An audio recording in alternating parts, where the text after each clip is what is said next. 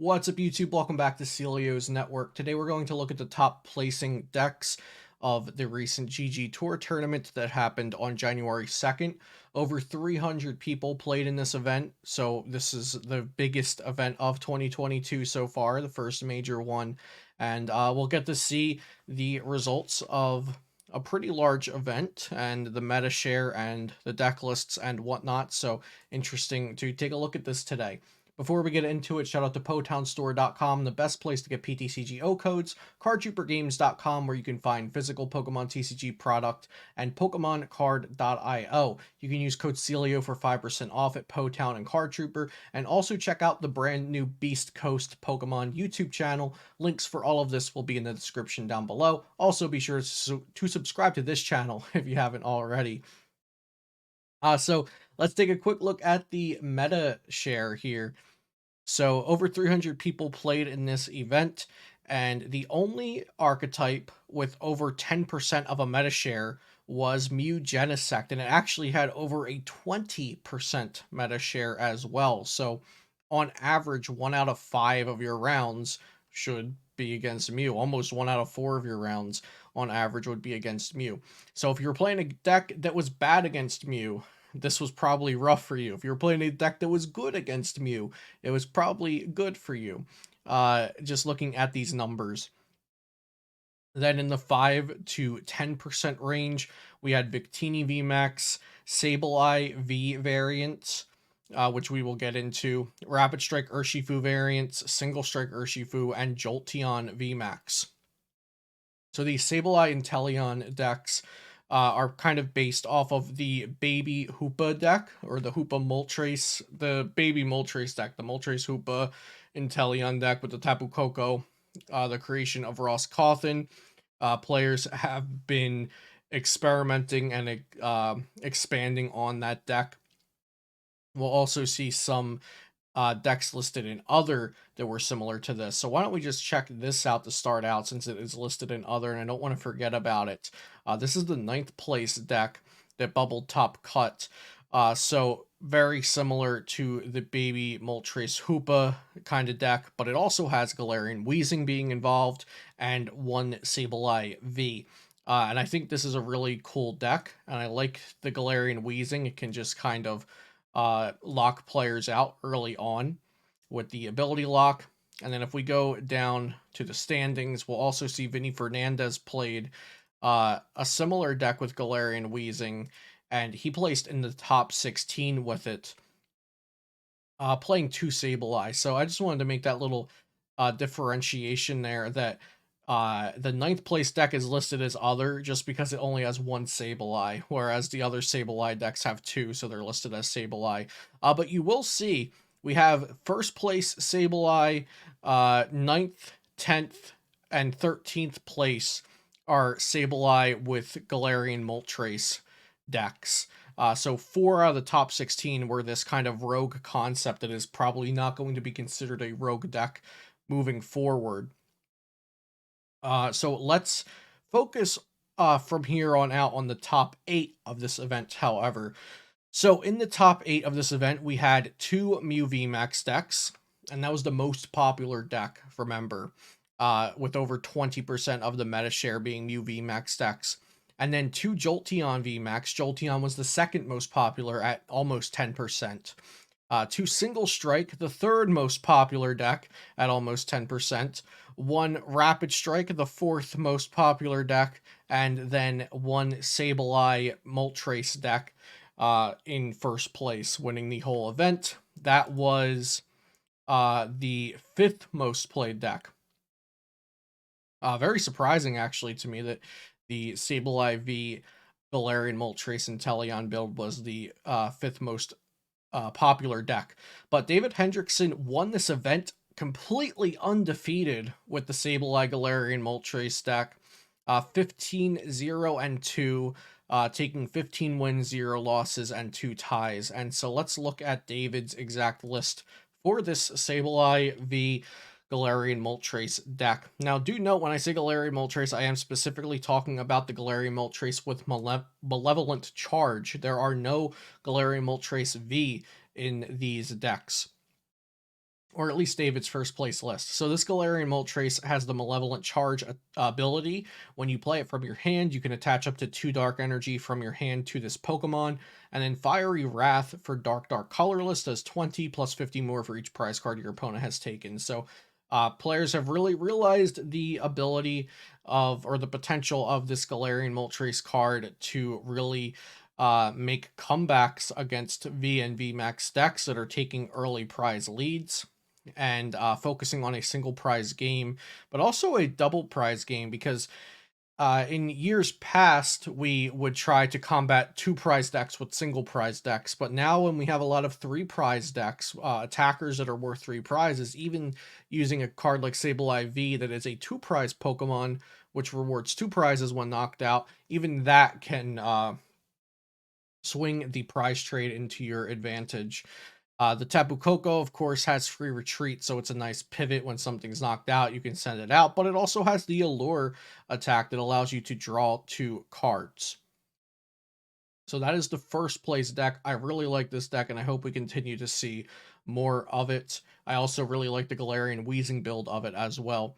So we have 2 Single Strike Urshifu VMAX decks in the top 8, one at second and one at fifth. Let's check out the second place deck first.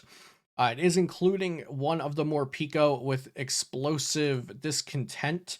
It does 30 times the amount of damage on this Pokemon. So if you slap a couple single strike energies with Houndoom, let's say you use the Houndoom ability twice, that puts 40 damage on Morpeko, which would make you do 120. And then with 2 single strike energies attached, that buffs it to 160. So you're doing 160, and then if you're against something that's weak to dark, that's 320. So you're one-shotting a Mew with the Morpeko. It also has the Puku Muku with Picha Muku ability, so you can put this at the bottom of the deck to draw an extra card. I definitely like that it is not playing Battle VIP Pass. I think Battle VIP Pass is a pretty terrible card in most decks. It's good in Mew V Max Genesect just because of the nature and aggressiveness and just dumping cards out of your hand nature of that deck, but I don't think it's good in here. I'd rather play Great Ball myself in Urshifu Umbreon, but not even any Great Ball in here. They were playing double Tool Jammer, and I'd be interested to know if that had any influence on the performance of the deck. I do like one Tool Jammer or one Tool Scrapper in the deck, but I haven't seen a list of Single Strike with 2 Tool Jammer be successful, at least in a major event recently. Also noted they're playing 1 Crobat as opposed to 2. They're playing 3 Urshifu V, 1 Urshifu V Max as opposed to a 3-2 or a 2-2 line, just opting to play the 1 Urshifu VMAX, which proved to be enough for Darkmont to get second place in this event. We should also check out the matchups. We'll go back to the Sableye deck because I forgot to go over the matchups for that as well. We'll see that the second place Urshifu lost to a Sableye variant, lost to a Mew, and then lost to the Sableye in finals. Beat plenty of Mew VMAX, beat plenty of Jolteon, beat a Victini, and beat another Victini. So beat several Victinis, several Mews, several Jolteons, a mirror match, and a couple of Sableye Galarian Moltres variants. And let's go back and look at the matchups for David's winning Sableye Moltres deck, which took no losses. So it beat Duraludon, Gengar VMAX, Single Strike, Rapid Strike Moltres, Dragapult, Victini, mirror matches. This is mirror match as well. The other more Single Strike Mew VMAXs actually did not hit a single Mew VMAX until top 8. So if you're thinking, well, this deck just farmed Mew VMAX decks, it did not. It didn't even see any Mew VMAXs until round 15 and was undefeated up until then and continued to be undefeated. So that's really cool to see. Also note, they completely dodged Jolteon VMAX, and Jolteon VMAX should be a bad matchup for this deck. They did not hit a single Jolteon VMAX, and they only hit 1 Rapid Strike or Shifu VMAX, and both of those should be bad matchups for the deck, so it might have gotten a little lucky there. But also got unlucky by not hitting Mew VMAX, which it wanted to hit. Next, we have Andrew Hederick in top 4 with Jolteon VMAX. Andrew's tag is also known as Poke Hawkeye, so you might have seen them perform well in a lot of events on the online circuit in the past year or so. Nothing crazy to go over here with the Jolteon VMAX list. Looks very, very straightforward and consistent to what we've seen in the past with Jolteon decks. No funny business with Sydney or anything.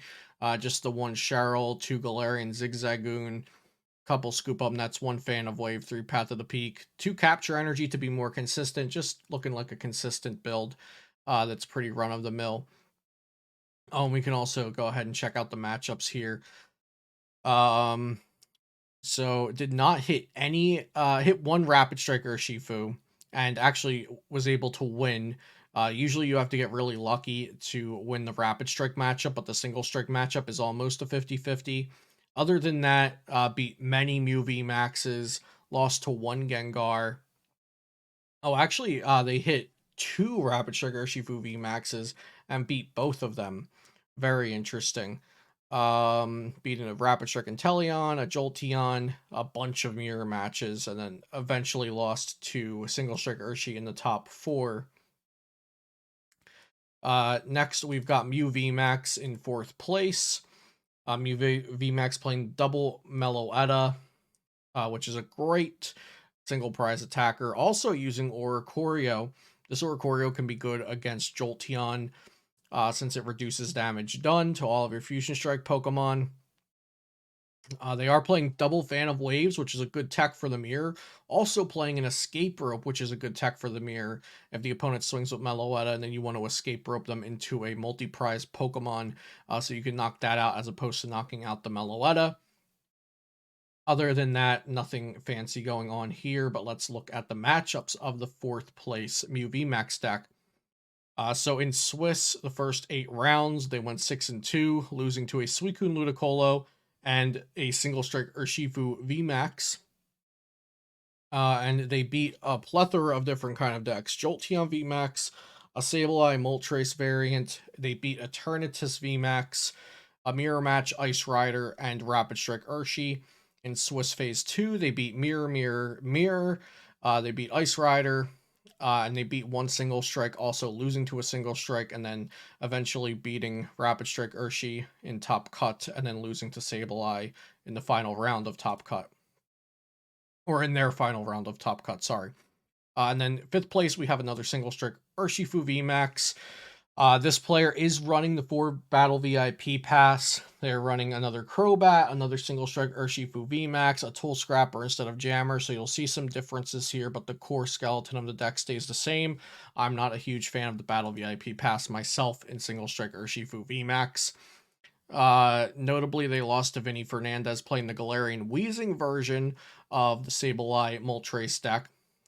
They beat another one of those decks in Swiss Phase 2, and then they lost to the eventual first place winner in round 13. Also losing to a Suicune Ludicolo along the way, but a really good record, beating a bunch of Duraludons, a bunch of Mew VMAXs. Uh, they had a whole handful of Duraludon VMAXs there. Next, we have our one Rapid Strike Urshifu VMAX of Top Cut, placing 6th with the Melanie variant, with just one interesting card, I guess I'd say, the Pyukumuku, which allows you to draw an extra card, maybe get a little bit of an extra dig through your deck to find the cards you need. So that's interesting to see players including this Pyukumuku across a couple of different archetypes in this top 8. Other than that, this looks pretty standard to me. And we'll check out their matchups. Eric B with Rapid Strike Urshifu Melanie, losing to Mew VMAX. So they went 1-3 versus Mew VMAX, which I do think it is Mew VMAX favored, but completely winnable for Rapid Strike Melanie. Then they beat a mirror match. Oh, actually, no, I'm sorry. They went 2-3. Let's see. 1, 2, 3, 4, 5 Mews, and they beat 2. So yeah, they went 2-3 versus Mew, which I think that's a perfect representation of the deck's matchup spread. You know, beating it 2 out of 5 times sounds about right to me. Um, then we also have a mirror match, Victini and 2 single strike VMAXs and an Ice Rider beating all of those in Swiss. So they went 6-2 in Swiss phase one, only losing to Mudex. Then they beat Jolteon. They beat Vinny Fernandez's Galarian Weezing Sableye Moltres. They beat another Sableye V Moltres deck. Jolteons did not lose any Jolteons. They did lose their one game of Phase 2 Swiss to Duraludon VMAX, which is borderline unwinnable for Rapid Strike Urshifu VMAX and the current way it's being built. Then we have 7th place Jolteon VMAX. Let's see if there's anything that looks out of the ordinary here. One capture energy instead of 2, but some decks play none, and they're playing a second Fan of Waves in place of that one capture energy, it would look like. And let's see if there's anything interesting about their matchups. They did very well against Mew VMAX. I'm seeing the Jolteon VMAX is just doing really, really well against Mew VMAXs in this tournament. Both of the Jolteons that we looked at so far lost to Gengar VMAX. Losing to Single Strike Urshifu is fine. It's a close matchup, but a little bit Urshifu favored. And then lastly, we have Xavier in 8th place with Mew VMAX Genesect, with the double Meloetta, but also playing a Puku Muku. This is the 3rd archetype we're seeing today, I think, with a Puku Muku thrown in there with the pitch of Puku Muku ability. But other than that, this list looks pretty typical to me. And that's where we're going to end the video there today. So that's the top 8 of the first major online event we've seen of the year on the second day of 2022, with Sableye v Galarian Moltres, not the V, winning the whole thing, and multiple Galarian Weezing variants floating around in 9th and 13th and place and etc. So an interesting result there. The metagame showing that Mew VMAX is the safe pick amongst players right now for tournaments that matter, but that is easily um, taken advantage of by playing things like Gengar, things like the Sableye decks, things like Galarian Weezing decks, Jolteon VMAX with Fans of Waves, Single Strike Urshifu. So Mew VMAX, I still confidently say it is the best deck in the format, but a reason why I don't like playing the best deck in the format when it's this obvious.